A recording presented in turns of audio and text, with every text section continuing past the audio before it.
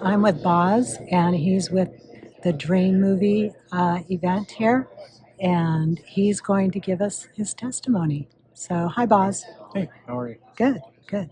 Wow, my testimony. Well, you know how everybody else's testimony starts at once upon a time or when I was a little kid or whatever? Mm-hmm. Mine is kind of in reverse order.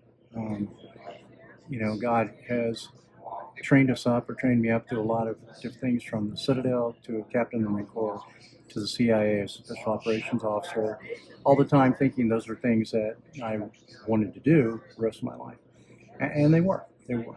I was the guy who was going to be the old spy, so to speak. But God had other plans, and so we run the Association for the Recovery of Children, and we were started in 1993. And I kind of think that's the Red Sea opening part, how God shows himself, and not knowing, Red Sea. you know how Moses stood on the Yeah. shore, he's being pursued by Pharaoh, and he's like, oh, right, okay, let's see what God can do, and God did in the Red Sea. So Right. So for me, not knowing what God was doing at Mogadishu, Somalia in 1993, we rescued a couple little girls, and when I got back to the States, I rescued more kids. I didn't know that we had 250,000 American kids missing at that time. So I just did what God called me to do, so to speak. And now, my testimony is just based on kind of one thing, and that is that I'm not into myself. My dad told me that. My grandfather came here in 1914, married a Native American woman, had a great bunch of aunts and uncles, and my dad, being a Green Beret, was one of those, and he used to tell me, you're not into yourself. I really didn't know what that meant when I was a kid. I'm 68 now, and I understand that what it means is that God controls every single thing in my life. The very breath I have is His. And so, it doesn't mean I'm perfect. It doesn't mean I don't follow my sword. But it means I have something that a lot of people in the world don't have, which is a God that loves me so much that He allows me to live on this earth that He created. Gives me breath in my lungs every single day, and He helps us go find the most precious of His children when they're missing, exploited, or sex trafficked.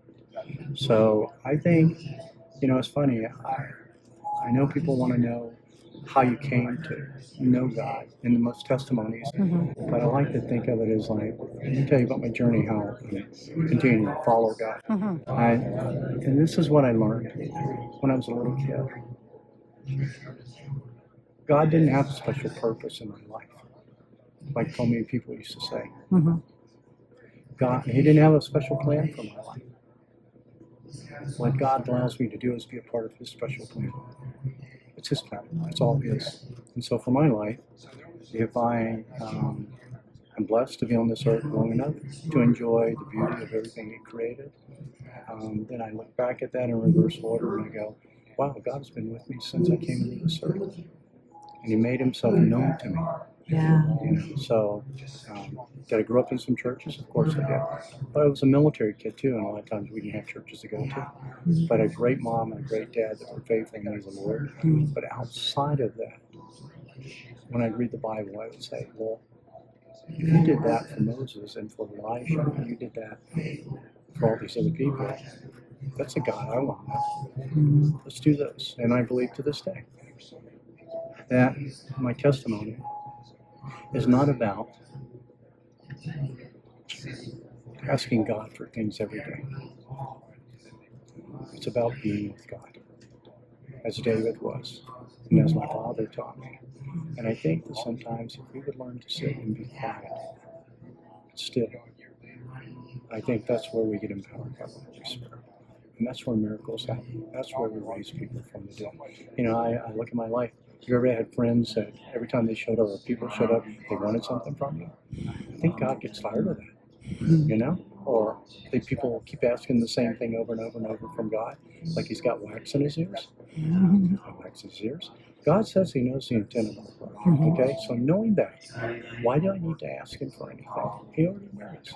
What He wants me to do is have a personal relationship with Him. He wants me to be okay with sitting with Him in quietness, just getting to know who God is, through His Word, through hearing His voice.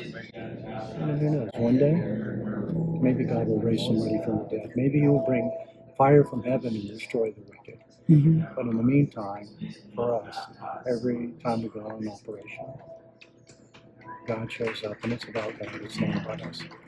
So that's the best I can do in the testimony with it. Yeah, that's amazing. That's beautiful. Thank you, Boz. Thank you. Really appreciate Appreciate it.